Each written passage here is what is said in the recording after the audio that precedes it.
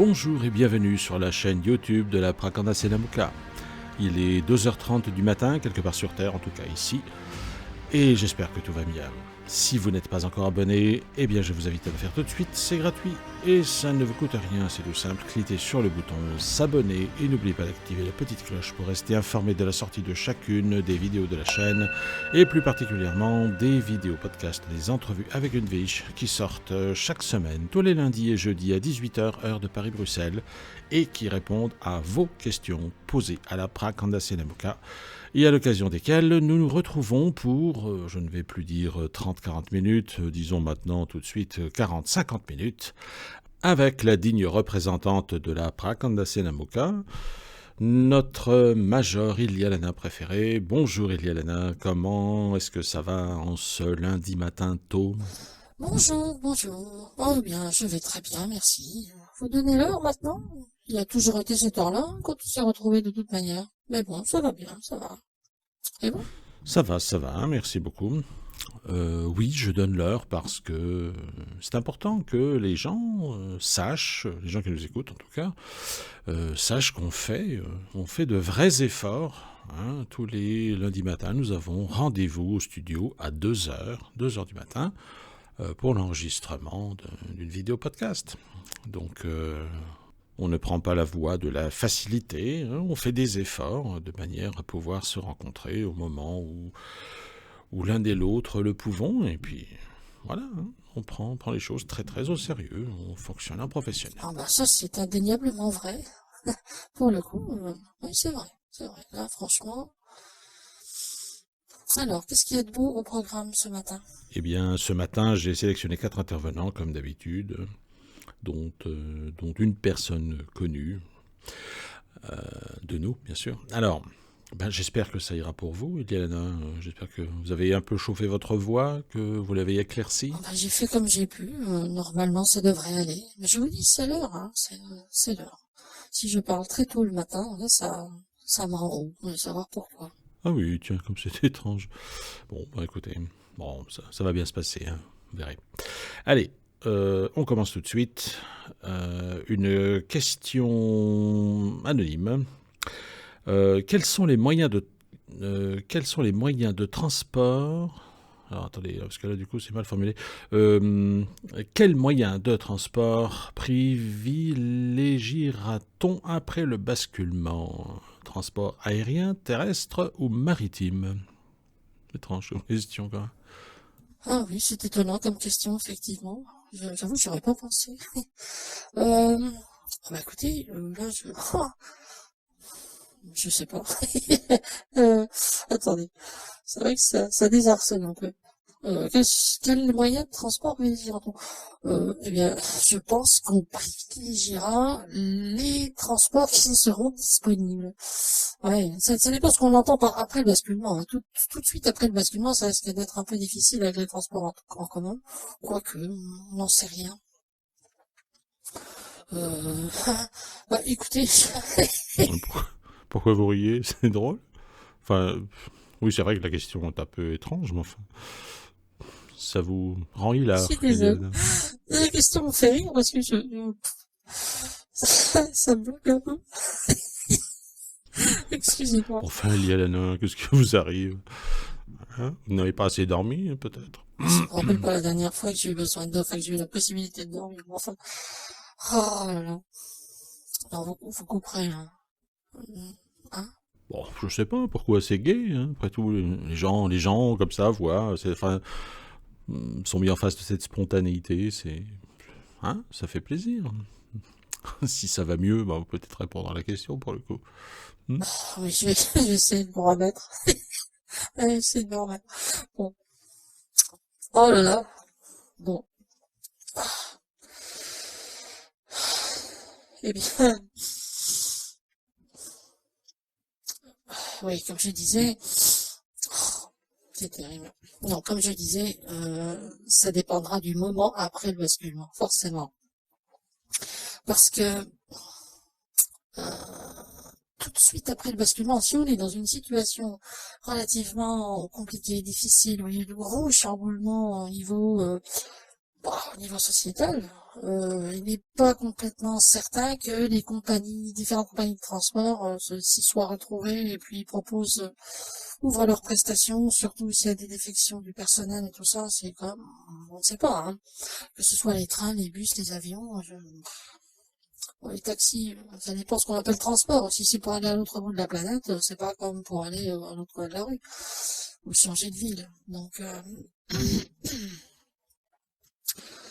bref, mais si c'est vraiment après le basculement, là, figurez-vous que tout dépendra de l'ouverture des différentes technologies disponibles à l'humanité. Enfin, les possibilités matérielles de pouvoir les mettre à disposition. Bon, disposer d'une technologie, c'est une chose, mais après, parvenir à l'exploiter de manière entre guillemets commerciale, c'est-à-dire de l'ouvrir à l'usage de tout un chacun, ça c'est autre chose, hein, c'est pas si évident. En fait, la question est un peu floue, quand même. Elle englobe tellement de possibilités. Euh, Disons que on va tâcher de privilégier tout ce qui peut être rapide. Perdre un temps fou dans des transports, quelque part c'est contre-productif. Alors ça peut être variable, hein. Mais je vous dis, c'est très difficile de répondre à cette question comme ça, parce que c'est difficile parce que on n'a pas le contexte qui vraiment se présentera à ce moment-là. Tout ce que je peux répondre, c'est que on tâchera de faire en sorte que ça aille vite, dans tous les sens du terme, qu'il y ait le moins de perte de temps possible, et puis d'ouvrir petit à petit les possibilités. Ça peut être un moyen de transport qui, peut-être pas tout de suite, hein, faut pas s'enflammer non plus, mais ça peut être un moyen de transport qui n'est pas listé là. Ouais, si on dit le transport aérien, terrestre, maritime, ben, ça peut en être un autre. Bon, bien, et quel autre il peut y avoir? Eh bien, ben, on peut, une forme de téléportation, si vous voulez. Vous voyez, on rentre dans une salle, on s'assied, on dit attention, préparez-vous, dans un quart d'heure, le quart d'heure passe, mettez votre ceinture, ou alors il n'y a pas besoin parce que ça bouge pas, et puis, eh bien, vous êtes arrivé à destination, les gens se lèvent, les portes s'ouvrent et ils sont ailleurs. Ça fait très science-fiction, hein, comme ça, mais enfin, je sais que la possibilité de téléportation existe depuis, il y a plusieurs sources possibles, mais depuis les années 70 ou 70. Bon, nos amis belges et suisses, euh, il y a cette technologie existe, elle a été développée. Donc, vous voyez, il y a vraiment d'autres moyens que ceux auxquels on serait susceptible de penser, qui pourraient se présenter à ce moment-là. Donc, mais encore une fois, tout dépend du contexte, tout dépend de l'avancée, après le basculement, du temps qui aura passé, des possibilités matérielles laissées, de la réorganisation et de la fluidité de cette réorganisation surtout. Tout dépend de beaucoup de choses finalement. Donc là, c'est assez difficile de répondre. On peut pas, ça reste flou, quoi. Mais une chose est certaine, c'est que ce qui sera privilégié sera ce qui sera le plus high-tech possible. Que ce soit au niveau entre guillemets voiture, puisque dès que ce sera possible, on passera à autre chose que le moteur à explosion. Et les avancées se feront dans la mesure des possibilités matérielles. Mais dès qu'une possibilité sera laissée, elle sera exploitée automatiquement. Donc, il y a quand même des chances que ça aille relativement vite. Et tout ce qui sera privilégié représentera le meilleur des possibilités du moment. Voilà. Maintenant, plus que ça, pour l'instant, je ne peux pas vous dire. Désolé, j'espère que ma réponse satisfera quand même. Ah ben voilà, vous y êtes arrivé, vous voyez. Il suffisait d'y aller, quoi. Il suffisait de partir. Ça va mieux. Oui, ça va, c'est bon. Excusez-moi, je suis vraiment désolé. Non, je vous en prie, il n'y a pas, y a aucun souci. C'est assez surprenant tout de même parce que bon, voilà. Bien, bah effectivement, j'espère que cette réponse satisfera celle ou celui qui l'aura posée. C'est vrai que c'est vaste hein, quand même, c'est un peu technique. Enfin voilà. Bien, on passe tout de suite à la suivante de notre ami Darmin, qui devient aussi une de nos intervenantes régulières, et qui nous dit ceci. Merci pour chacun de vos podcasts si riches d'enseignements et félicitations pour votre habilité à rendre accessibles des sujets aussi complexes. C'est vrai que parfois, il y en a du mérite. Hein. Le podcast 12 m'amène cette question. Comment discerner le chemin choisi par l'âme pour son incarnation et celui que notre personnalité transitoire nous fait emprunter une fois incarnée, voire embourbée sur la planète? Cette phrase m'a toujours interpellé. Ouvrez les guillemets, rien de pire que d'arriver en haut de l'échelle que l'on a passé sa vie à gravir pour se rendre compte qu'elle n'était pas posée sur le bon mur. On peut imaginer. Alors, Eliana, qu'est-ce qu'on peut répondre à ça? C'est vrai que c'est épineux hein, comme contexte finalement. On a souvent parlé de cette distance qui pouvait se creuser entre l'aspiration de l'âme et le désir du corps. Alors, qu'est-ce qu'on peut dire de plus à ce sujet? Oui. Oui, c'est vrai que c'est assez complexe comme question. Ça, c'est vraiment compliqué parce que, en fait, on se retrouve aujourd'hui à mi-chemin entre deux situations complètement divergentes finalement. On a le passé avec des situations faussées, je dirais. L'ennemi a énormément tenté, généralement avec succès, d'induire des conditions qui coupaient l'âme du corps et qui faisaient en sorte que l'âme n'avait plus prise sur le corps et le corps partait tout seul, voilà, sans aucune guidance, sans rien qui venait de plus haut finalement, sans véritable source d'inspiration. Alors il n'y a que le désir de la personnalité transitoire, le désir du mental, le désir de l'affectivité, tout ce qui peut constituer une forme de conscience dans le corps qui a un désir particulier qui n'était pas forcément en accord avec le désir des autres types de conscience qui constituaient le même corps et qui menait parfois les gens incarnés à faire un peu tout et n'importe quoi et l'âme était là n'avoir pris sur rien. Enfin, c'était très très complexe. Hein. Il y a certaines âmes qui restaient attachées au corps forcément, puisque bon l'incarnation est là, mais qui pour finir s'en désintéressaient complètement, s'en allaient ailleurs, faire autre chose. Voilà. On l'a vu, il y a pas si longtemps encore. Alors bon ça à la limite c'était avant. Maintenant, si on parle de l'avenir, c'est un peu différent quand même. Hein. Il y a beaucoup de choses qui ont été faites pour rétablir cette situation, pour repermettre à l'âme d'avoir présence sur le corps. On a constaté sur le plan physique des gens qui tout d'un coup pouf avaient une prise de conscience mince. Alors qu'est-ce qui m'arrive? J'ai l'impression d'avoir dormi jusqu'à aujourd'hui. Comme d'autres choses à faire de sa vie, tout ça. Cette prise de conscience était là parce que l'âme avait de nouveau accès, si je puis dire, à sa propre manifestation dans le corps, à travers le corps. Donc là, on parle dans l'exemple de Darmin, enfin qu'elle met en exergue. On parle d'une situation où il se trouve que on est susceptible de se tromper finalement. Alors ça c'est autre chose, hein. C'est autre chose. Hein. Le fait de se tromper correspond vraiment à un autre phénomène. Il y a trois cas de figure. Il y a l'âme qui est incapable, comme je l'expliquais, pour des raisons généralement artificielles, qui est incapable de guider le corps qui est le sien dans la matière et qui se trouve désemparé. Il y a l'âme qui cherche à aller dans une direction précise et qui manque un peu de maîtrise du corps qu'elle occupe. Et le corps n'est pas assez discipliné, n'est pas assez souple pour vraiment obéir à l'âme. Donc là, le travail de l'âme consiste à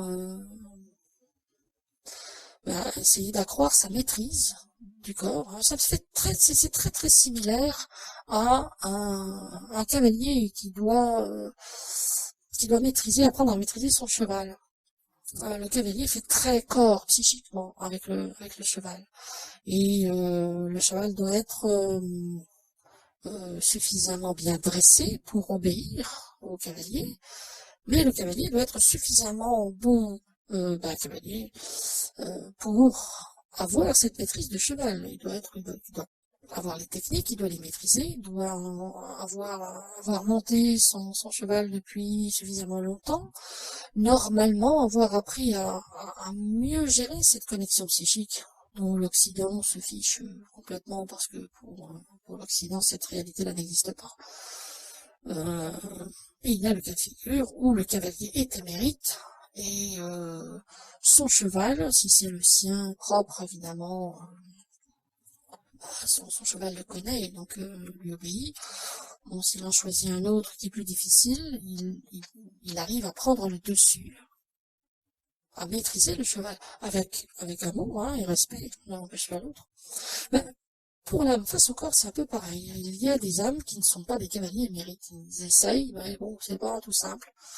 Donc les différentes incarnations servent à ça aussi. Elles servent à permettre à l'âme d'expérimenter différentes facettes des possibilités d'expression dans la matière. Et à chaque nouvelle incarnation, il y a cet acquis supplémentaire datant de l'incarnation ou des incarnations précédentes qui le rendent plus expert dans cette matière. Et il y a l'âme aussi qui doit être suffisamment, disons, avancée elle-même. Je dirais pas avancée spirituellement, parce que spirituellement, on relie directement à l'âme elle-même. Donc, bon, ce serait un pléonasme. Mais disons que l'âme doit savoir ce qu'elle veut, elle doit être décidée à aller sur un chemin bien précis, celui qui lui est normalement réservé. Il y a un objectif, il y a une direction. Après, l'âme prend les chemins qu'elle estime être nécessaires, souhaitables, ou qu'elle souhaite explorer pour atteindre cet objectif. Alors qu'il y a des âmes qui essayent de prendre la tangente, faire l'école buissonnière et faire un peu n'importe quoi et en profiter via le corps mis à leur disposition. Donc c'est ce qu'on appelle le degré d'évolution de l'âme, en l'occurrence. Tout le monde n'a pas le même, tout le monde est sur quelque part le même chemin, ce chemin est extrêmement vaste. À l'époque, il était tellement vaste qu'en fait, il ressemblait davantage à une place gigantesque, on ne sait plus très bien où était l'objectif, on tournait un peu en rond, et puis les âmes essayaient d'en profiter un peu, voilà. Mais dans le contexte de l'âge de diamant, qui est l'âge absolument dédié à l'évolution intérieure, l'évolution spirituelle en l'occurrence, tout est fait pour mener les âmes dans un courant sain, droit et sûr, vers un objectif qui est celui de ramener l'âme vers sa condition d'absolu. Et donc d'épurer en elle toutes les parties, disons, qui seraient parasitaires. Ces aspects de conscience dont il ne faudrait pas forcément se débarrasser, mais qu'il faut discipliner, apprendre à discipliner. Finalement, on se retrouve dans un âge où chaque âme qui s'incarne, pour avoir le droit de s'incarner, prête serment de faire tout ce qui est dans sa possibilité pour conserver, garder ce cap, favoriser l'évolution d'autrui aussi, et ensemble aller dans un mouvement effectivement ascendant vers une vision plus haute de la réalité et de quelque chose de plus raffiné en termes d'expression. Et à partir du moment où on est dans cette dynamique, les choix se présentent à soi à partir du moment où ce positionnement est clair en soi. Les choix en rapport apparaissent de manière spontanée. Il y a moins de possibilités de se tromper réellement. Disons que Pour reprendre l'analogie qui est faite dans la question, il y a une centaine de murs et il y a des échelles posées contre tous ces murs. Il y a quand même peu de chances aujourd'hui de se tromper de mur. Ça n'arrive plus à la limite.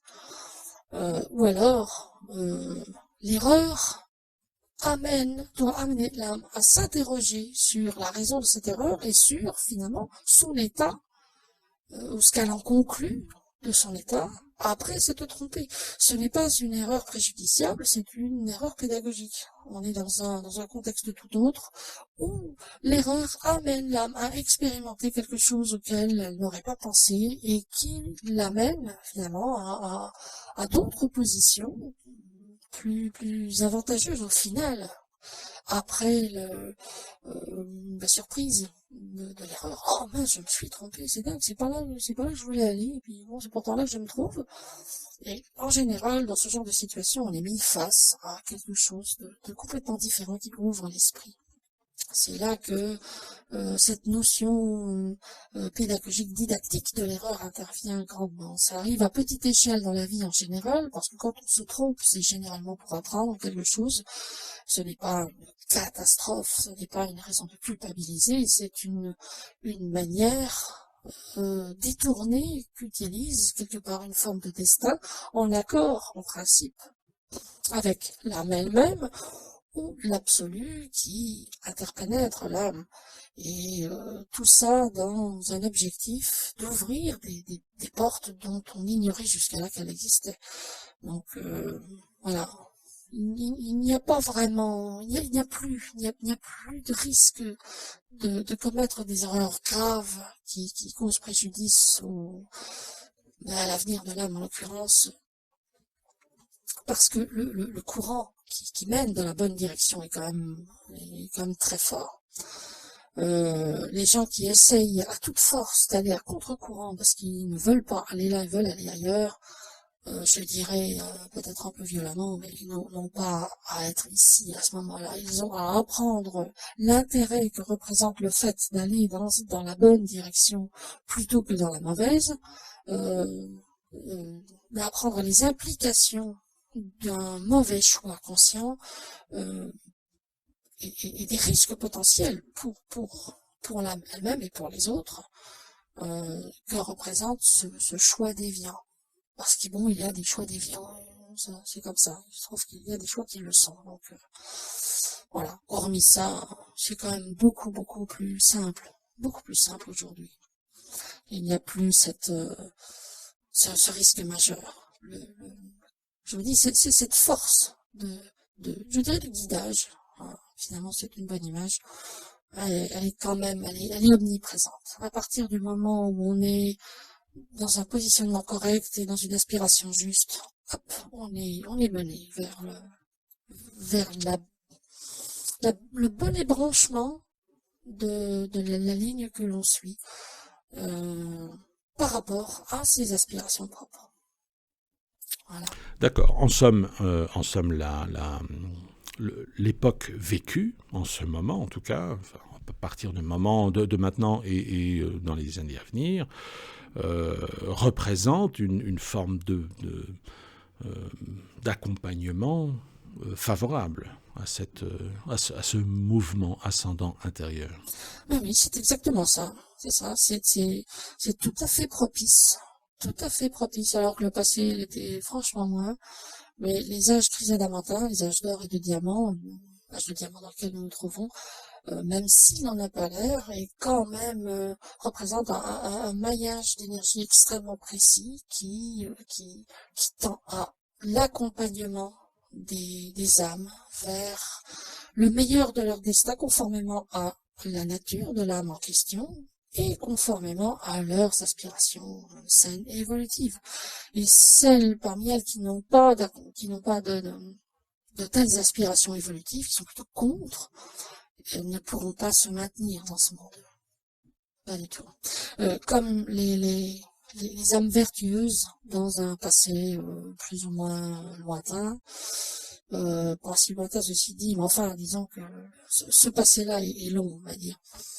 Eh bien ces âmes rencontraient des difficultés absolument insurmontables. Là, c'est la tendance qui s'inverse. D'accord, d'accord, je comprends. Bah, écoutez, c'est parfait comme ça. Merci pour cette réponse. J'espère que notre amie Darmine en sera satisfaite. Alors, avant d'aller plus loin, je voudrais évoquer une question avec vous relativement à un commentaire sur la chaîne YouTube, sous la vidéo en rapport, je pense que c'est l'avant-dernière, ou celle d'avant, quand je ne me souviens plus, enfin bon, bref.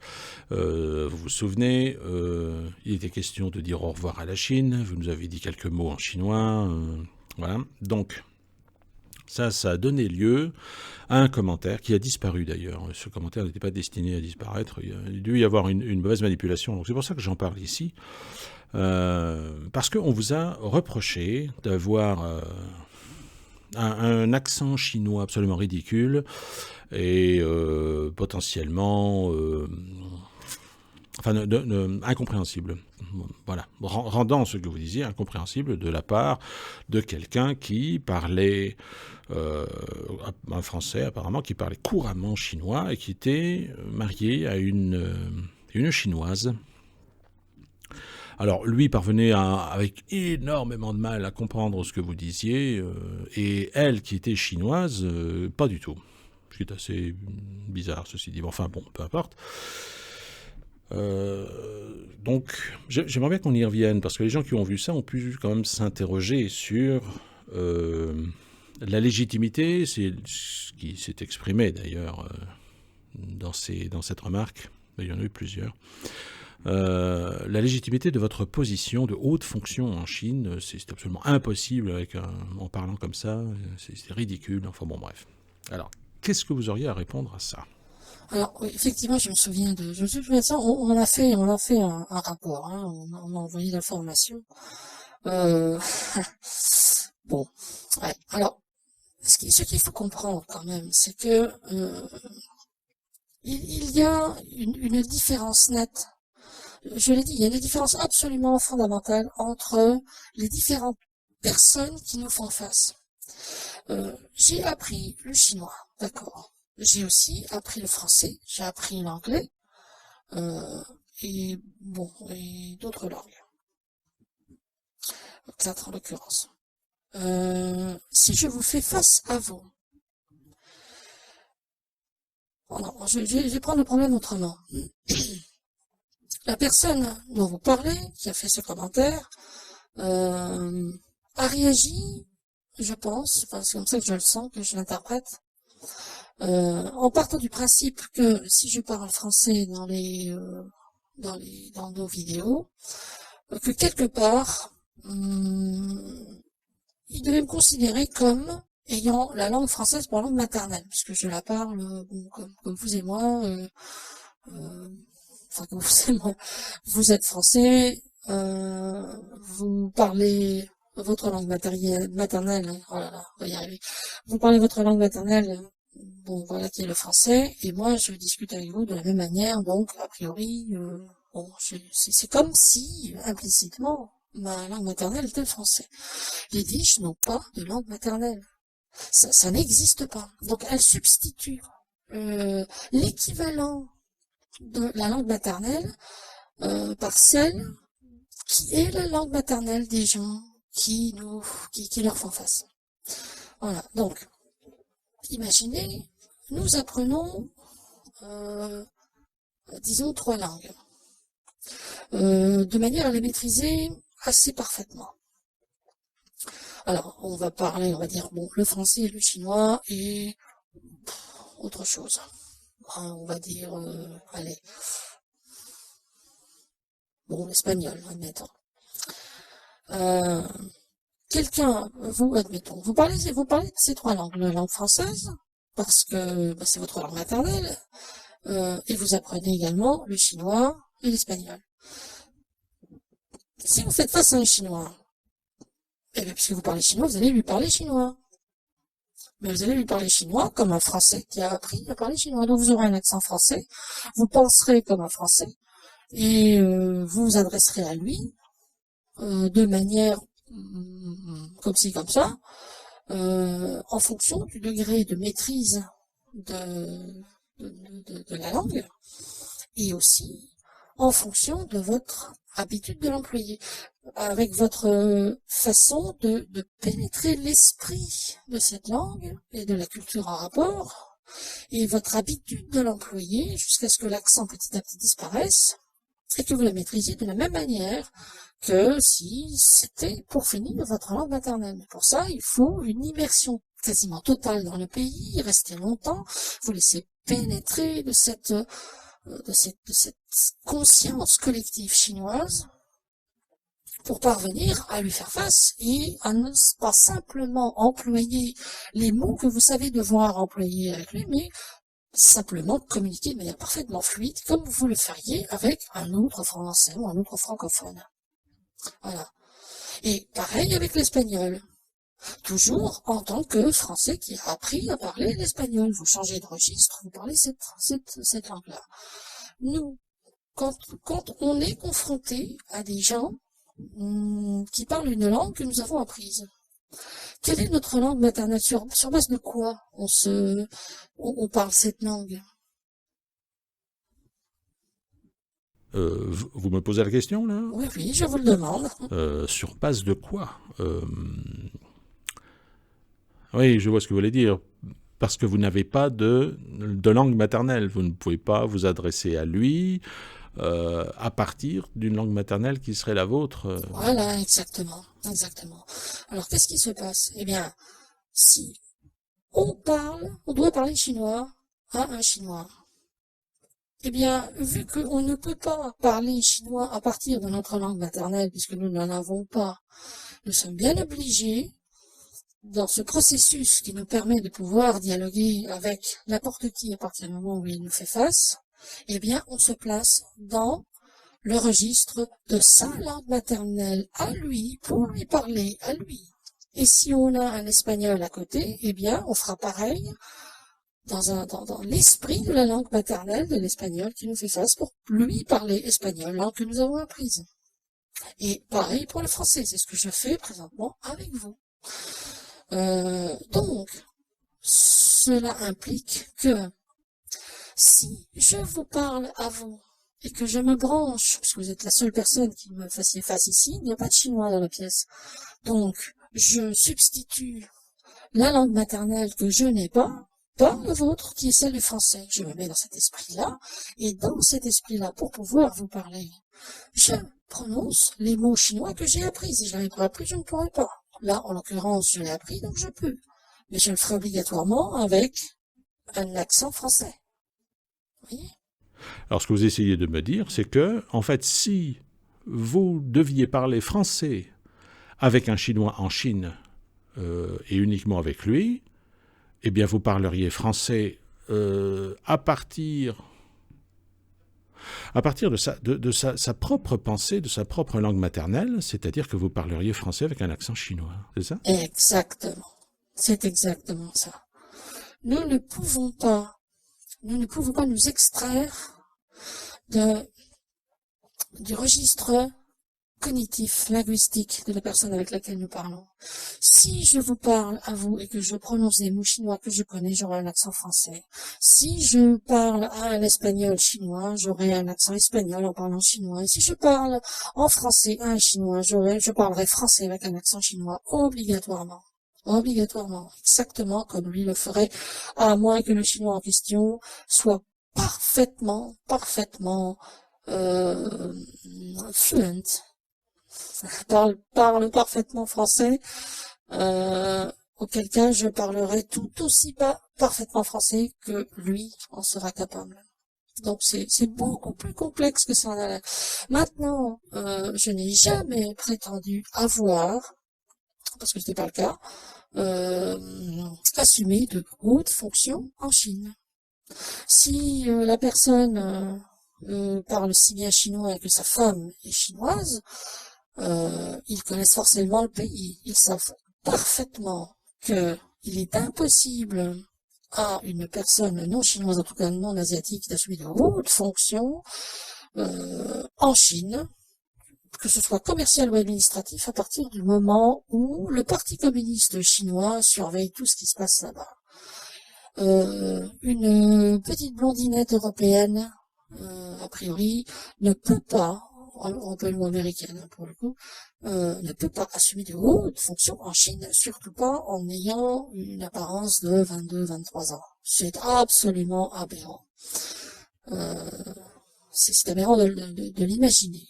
Donc là, moi, je m'interroge. C'est étrange que cette personne qui connaît si bien le chinois et obligatoirement la Chine ignore ça et s'étonne que j'ai pu potentiellement assumer de hautes fonctions en Chine, alors que, au-delà du langage, il est censé savoir, et sa femme aussi, que ce n'est pas possible. Donc voilà. Donc je n'ai jamais exercé de hautes fonctions en Chine. J'ai dit que je travaillais en Chine et que j'y étais, le temps que j'y étais en tout cas, en tandem avec les États-Unis. J'ai jamais dit que j'y occupais de hautes fonctions.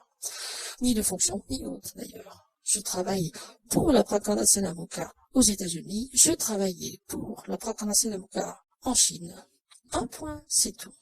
J'y étais parfaitement intégré, mais je n'y ai jamais assumé de hautes fonctions. Faut pas quand même non plus me faire dire ce que je n'ai jamais dit. Oui, ça c'est un problème aussi. Hein. Les gens se font une idée de ce qu'ils entendent, et ils en concluent tout un ensemble de réalités qui ne sont absolument pas celles-là, et ensuite ils en tirent leurs propres conclusions parfaitement erronées, qui ne correspondent à rien, et puis ensuite ils vous reprochent l'incohérence.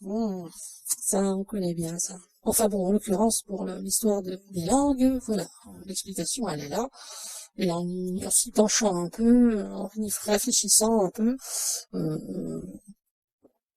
en se mettant dans le contexte, tel que je l'ai expliqué, on s'apercevra que c'est parfaitement cohérent.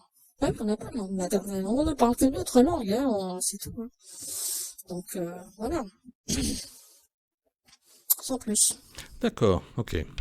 Merci de vous être fendu de l'explication. Je pense que ça valait la peine d'être dit. C'est intéressant en plus comme principe. C'est vrai que les arguments sont imparables pour le coup. Quand on le voit comme ça change, effectivement. Bon, très bien. Merci pour cette réponse. Alors, sans tarder, parce que le temps tourne. Hein. Attendez, je vais regarder un peu l'heure qu'il est. Ouh là là là là. Ouais, on va encore dépasser. Enfin, là, il n'est plus question de dépassement. On est en dépassement de fête. On est en dépassement de croisière, donc ça va. En dépassement de croisière. Je vous trouve bien hilar aujourd'hui, tout de même. Oui, un peu, c'est vrai, c'est vrai. Vous savez ce qu'on dit, hein, les gens qui connaissent cette vie disent, quand une vie est heureuse, elle rit. Voilà. C'est notre manière à nous d'exprimer notre joie, quoi.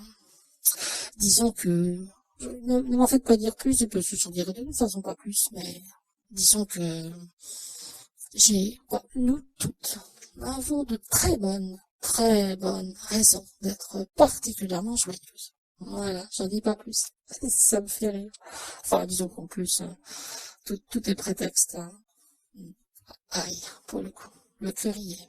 Eh bien, tant mieux, ça sent les bonnes nouvelles. Mais on n'en dira pas plus, effectivement. Allez, on enchaîne par une question d'un ou une anonyme. Vous avez découvert un moyen de passer des plans subtils vers le plan physique. Cette faculté deviendra-t-elle possible pour l'humanité, pour éviter de passer par la naissance et la mort ? J'avoue que ça, je m'y attendais un peu. Alors, qu'est-ce qu'on peut répondre à ça ? Ah oui, ça c'est intéressant. Effectivement, j'étais certaine qu'on allait poser cette question. Je suis sûre qu'elle allait sortir. Alors, je vous dis, ça pourrait être parfaitement possible. Ça le pourrait. Mais il sera absolument hors de question de le permettre. Parce que nous avons besoin d'être là sans attendre 20 ans pour venir, pour faire un apprentissage, etc.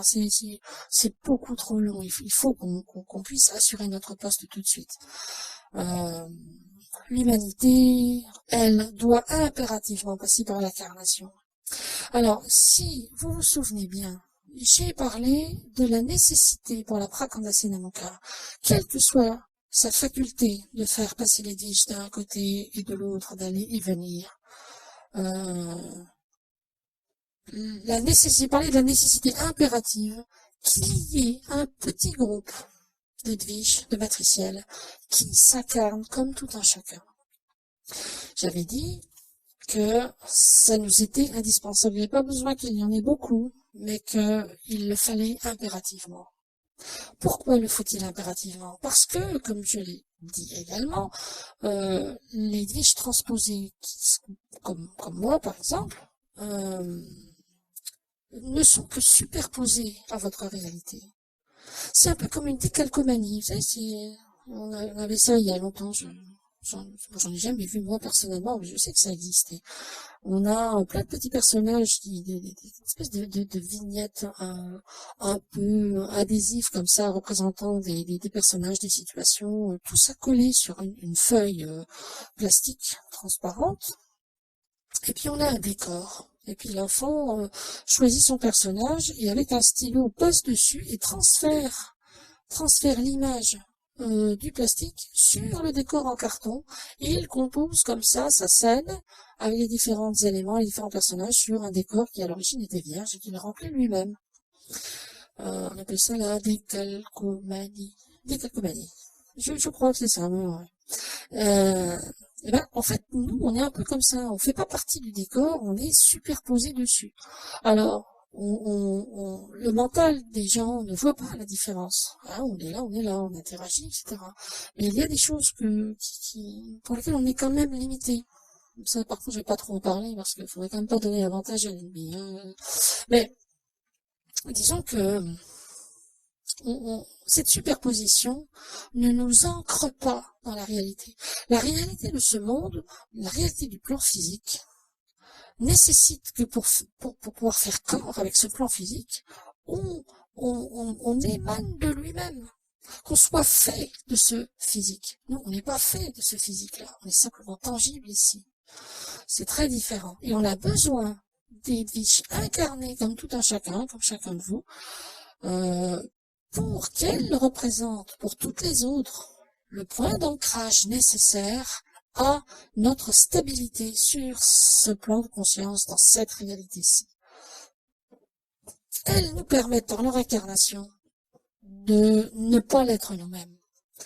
Nous sommes suffisamment liés l'une à l'autre. On est beaucoup plus que sœurs l'une pour l'autre, beaucoup plus. Et aucune ne fait exception. Et cette unité fondamentale entre chacune de nous peut nous permettre que certaines s'incarnent à notre place, pour nous, représentant à travers elles notre propre point d'ancrage. Et ça, c'est indispensable. Si nous ne les avions pas, nous ne pourrions pas, très difficilement, interagir valablement avec la matière, dans la matière, pour la matière. On pourrait difficilement. Si l'âme fait pareil, si l'âme ne s'incarne plus, il vient comme nous le faisons. Eh bien, ce sera exactement pareil pour elle.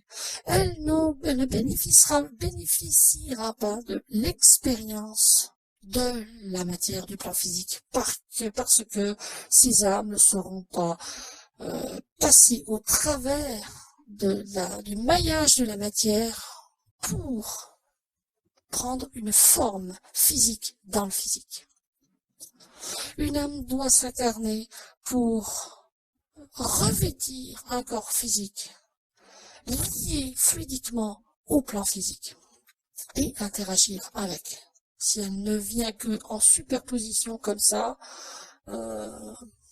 c'est comme si, je ne sais pas, c'est difficile. Pour qu'une âme fasse l'expérience du plan physique, et c'est absolument indispensable à son évolution intérieure. C'est pour ça que le plan physique existe. Le plan physique n'existe que pour ça. Exclusivement que pour ça. Pour que les âmes puissent s'y incarner et y faire leurs expériences et évoluer du plan le plus inférieur au plan le plus supérieur. Tout le panel doit être couvert. Donc, cette incarnation permet à l'âme d'expérimenter la confrontation et les lois physiques. Pourquoi nous avons tant de pouvoirs, entre guillemets, que les gens n'ont pas? Parce que ces pouvoirs sont superposés à la matière. Ils ne sont pas issus de la matière. Une Vige qui s'incarnerait comme tout le monde, comme le font les matriciels, pour retrouver ces pouvoirs qui sont les siens, devrait maîtriser cette faculté à travers le physique, c'est beaucoup plus difficile. Nous faisons ça de façon parfaitement naturelle, sans jamais nous être penchés dessus, alors que là, la Vige devrait le travailler impérativement. Donc, vous voyez, il est absolument impératif que l'âme fasse corps avec ce plan physique, parce que c'est à partir du plan physique que tous les autres plans plus subtils peuvent être mis en résonance en elle, à partir de l'incarnation. L'incarnation, le corps physique né du physique dans le physique, est une antenne où se connectent tous les plans de conscience en même temps, au travers de ces chakras. Ça n'arrive pas ici, pour nous. On ne peut pas faire ça. On n'en a pas besoin du tout. Mais, admettons qu'on en ait besoin, eh bien, on ne pourrait pas le faire. Vous, en tant qu'âme, incarné, avez impérativement besoin de le faire. Et le plan physique ne servirait strictement à rien si on vous suspendez de cette obligation gênante, j'en conviens, mais tout de même indispensable. Si on vous dispensait de cette obligation de vous incarner, le plan physique ne servirait plus à rien. Et l'ensemble des lois cosmiques, des planètes, des univers qui constituent des ensembles ponctués de lieux de vie que sont les planètes qui portent la vie, ne serviraient plus à rien. Et ce serait l'effondrement.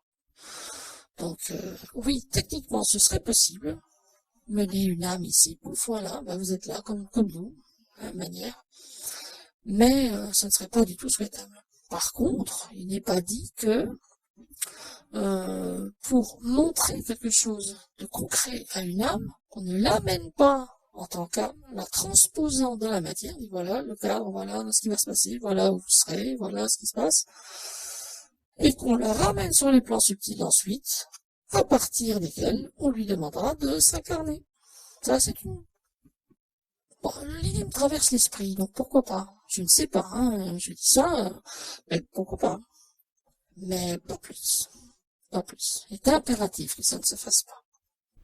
Oui, là on va taper dans des considérations mystagogiques de très haut vol quand même, parce que les implications de la naissance, de la mort, qui paraissent toujours très problématiques, douloureuses en général, et bien finalement sont quelque chose qui doivent être maîtrisés aussi. L'âme doit également apprendre à les maîtriser tout en s'en détachant, etc. C'est tout un travail alchimique qui ne se ferait plus finalement, effectivement, si les âmes venaient comme vous le faites, en effet.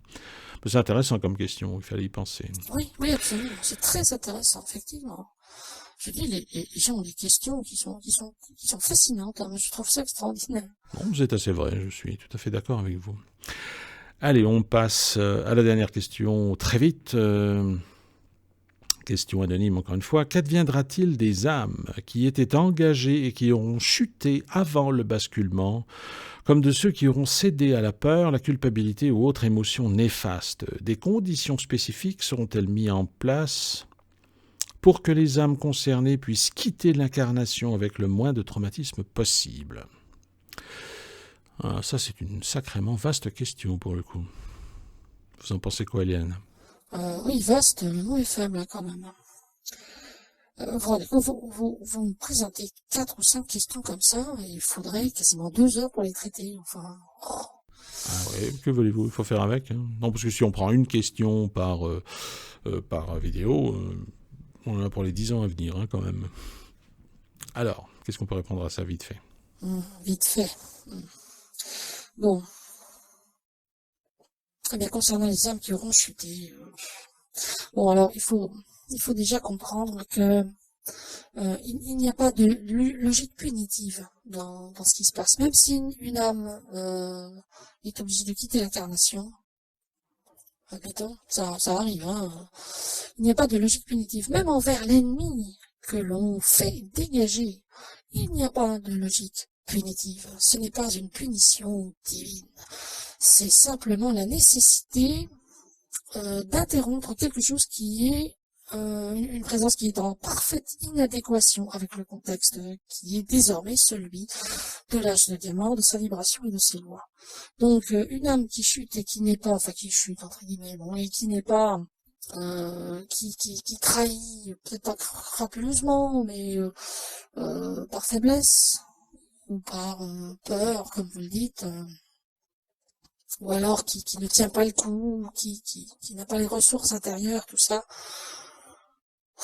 eh ben, tant pis. Enfin, je veux dire, les conséquences s'en suivent, bien sûr, mais il n'y a pas de, il n'y a pas de punition, encore une fois, qui soit prévue pour leur faire payer leur défection. Non, on n'est pas du tout dans cette logique-là. Euh, bon, une âme qui ne pourrait pas se maintenir après le basculement pour une raison ou pour une autre, simplement par le fait que elle soit incapable d'accepter les nouvelles règles sociétales. Quelqu'un qui est trop verrouillé sur l'ancien système, même chez des gens très bien positionnés. On a même remarqué ça, enfin on l'a constaté chez des au niveau de conscience qui n'est pas humaine en l'occurrence, autre chose, et qui des consciences très bien, des consciences utiles, qui ralliaient. Mais certaines d'entre elles, peut-être trop anciennes, étaient mal adaptées à ce changement qui potentiellement est arrivé trop vite et elles ont dû partir. Mais c'est pas grave, hein. À ce moment-là, les choses se font comme ça, c'est tout. Donc, non, il n'y a rien à craindre de ce côté-là. Par contre, si une âme se dit, oh, moi j'ai pas envie de me donner le mal, va te faire cuire à l'œuf, moi je m'en fous. Là, c'est un peu différent. Mais à partir du moment où quelqu'un se retrouve face, dans la déconvenue, face à la nécessité de tenir un cap pour lequel elle n'est pas équipée, ça peut arriver, donc, eh bien, tant pis. Mais oui, effectivement, le passage de la transition, on appelle d'ailleurs la mort, on appelle la transition, se fait le mieux possible de manière à ce que ce soit sans conséquences préjudiciables pour l'incarnation suivante et préparée à venir avec une autre donne, je dirais, avec une autre configuration interne, spirituellement parlant, émotionnellement, etc. Une complète mise à jour de son système énergétique, de son identité, de manière à pouvoir affronter parfaitement, sereinement et joyeusement les perspectives nouvelles. Donc oui, c'est une mise à jour. On peut le comprendre au sens informatique du terme. Le système d'exploitation évolue, le programme qui doit se mettre dessus n'est plus très adapté au système d'exploitation, donc le développeur va mettre son programme à jour de manière à le rendre parfaitement capable de gérer le nouveau système d'exploitation. C'est exactement pareil. Je rappelle que l'informatique a été quand même extrêmement fortement pensée de manière magique, de manière à coller au fondement de la réalité en termes d'échange d'informations. Ça, faut garder ça bien présent à l'esprit. Mais voilà, ça pose pas de problème en soi, pas plus que ça. Donc, on dit toujours que l'erreur est permise, hein, celui qui cède à la peur, bon, il aurait été mieux s'il ne l'avait pas fait, mais qu'est-ce que vous voulez y faire? C'est son champ d'expérience. Peut-être peut-être que la personne qui cède à la peur n'a pas développé suffisamment de résistance en elle, pas suffisamment de confiance, mais c'est pas une condamnation, c'est un constat.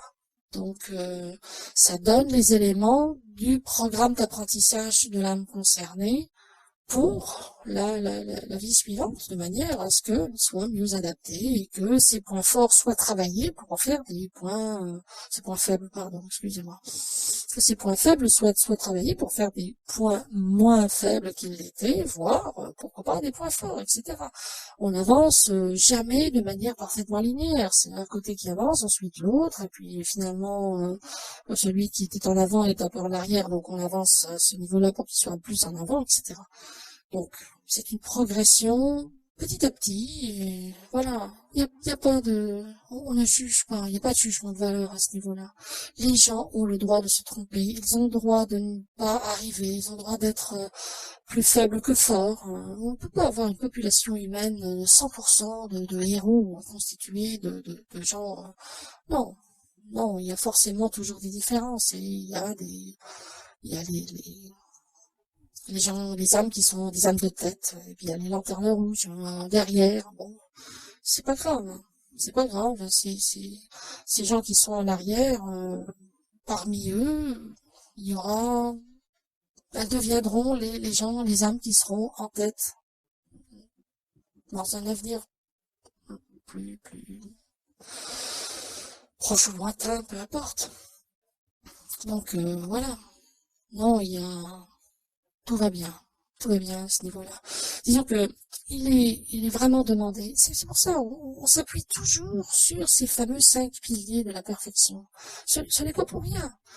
Parce qu'à partir du moment où quelqu'un sincèrement s'appuie sur ces fameux 5 piliers de la perfection, il a un passe-droit total, quoi qu'il lui arrive, et quoi qu'il soit incapable de faire. À partir du moment où il aspire, sincèrement, en faisant l'effort, à un résultat, qu'il en est suffisamment détaché, qu'il y arrive ou pas d'ailleurs, hein, et qu'il garde une certaine joie au cœur, rien de plus ne peut lui être demandé. Si il suit ces 5 préceptes et qu'il se trompe complètement, rien ni personne ne pourra jamais lui reprocher son échec. Jamais. Donc, il suffit de se placer dans ces conditions et de se laisser porter par le courant dont je parlais tout à l'heure. Et ça ouvre la porte des miracles. On peut faire des choses qu'on n'imaginait pas pouvoir faire. Maintenant, si on n'y arrive pas, eh bien, tant pis, ça n'a aucune importance. C'est que cet échec-là représente une occasion d'apprendre quelque chose de fondamental. Rien de plus. Voilà. Eh bien, ok, parfait pour ça. La même personne, dans la case de suggestion, indique que la gestion de la chute de l'âme en âge de diamant et le vécu en rapport. Alors là, c'est un peu flou, je suppose que c'est la suggestion d'un sujet à traiter. Je serais tenté de dire que en fait, l'âge de diamant et la chute de l'âme ne sont pas très compatibles, finalement. Ah oui, complètement d'accord. Effectivement, si l'âge de diamant existe, si justement parce que le principe de chute de l'âme n'est plus guère possible, on est dans un élan tel que la chute la chute n'est plus possible à moins que l'âme le veuille vraiment. Ça arrive aussi, hein, bon. Mais chuter par accident quelque part, comme c'est possible en âge de fer, dans tout le monde qu'on a connu jusqu'à présent, non, justement, ce n'est plus possible. C'est l'intérêt de cet âge-là, justement, hein, l'âge d'or et qui plus est l'âge de diamant.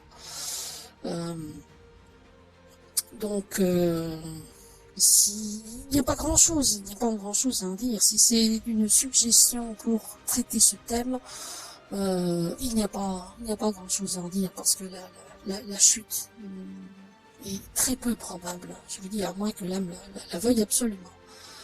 Donc, dans ce cas-là, à ce moment-là, il y aura même pas, cette âme-là ne sera pas considérée comme ennemie, surtout si elle ne l'est pas, mais qu'elle a simplement envie d'expérimenter des choses qui sont inadéquates à l'âge de diamant, et elle sera transférée sur une planète où une planète qui se trouvera en l'occurrence en âge sombre, le plus équivalent aujourd'hui des mondes d'âge de fer qu'on a traversés, beaucoup plus soft. Donc voilà. L'âge de diamant est fait pour permettre de manière fluide, je dirais, la divinisation des âmes et empêcher toute possibilité de chute, surtout accidentelle. Mais voilà, ça représente une forme de garantie quelque part. Bon, a priori, jamais rien n'est vraiment garanti, c'est pas une garantie sur facture. Mais oui, globalement, on pourrait dire comme ça. Disons que tout l'encadrement est tellement consolidé dans le sens de l'accompagnement de l'âme dans son naturel élan évolutif, quelque chose qu'elle contient en elle fortement, c'est dans sa nature profonde, que la chute en devient quasiment impossible. Eh bien, encore une fois, ce sont que des bonnes nouvelles. Eliana, je vous remercie. Nous sommes arrivés au terme de cette 18e vidéo podcast. Si ces entrevues vous plaisent, merci de les liker, de les partager afin que d'autres puissent en profiter également et les apprécier. Tout comme vous, si vous avez des suggestions, des remarques, des témoignages, des questions posées à la Prakanda Senamuka ou à Iliana personnellement, n'hésitez pas à vous rendre à l'adresse habituelle amgt.link/question Haute-Viche afin de nous les transmettre. Je vous rappelle que les commentaires sont modérés mais ouverts, donc n'hésitez pas à laisser un petit mot et voyez si jamais il devait y avoir une mauvaise manipulation avec l'histoire du commentaire lié à la maîtrise du chinois par notre amie Eliana, qui a disparu malheureusement. Nous présentons toutes nos excuses à la personne qui a publié ce commentaire. Il n'était pas destiné à disparaître. Enfin, hormis les accidents qui peuvent arriver, n'hésitez pas à les y placer. Si votre commentaire n'est pas inconvenant, il n'y a aucune raison qu'on le supprime. Donc, si vous avez quelque chose à dire, allez-y. Eliana, je vous remercie une fois encore. Je vous souhaite une bonne semaine. Je vous donne rendez-vous à jeudi prochain pour la 19e vidéo podcast. Portez-vous bien. Merci vous de même. Tâchez de bien se porter jusqu'à jeudi. Il n'y a pas de problème. Et que nos amis qui nous écoutent se portent bien également. Eh bien, allez, on va faire comme ça. Allez, à jeudi si l'on veut bien. Au revoir, la prochaine. Au revoir et bonne semaine. Je me permets un petit message personnel pour notre ami Darwin. Don't forget to make a big hug from us to our friend Shivan. Voilà. Bye bye.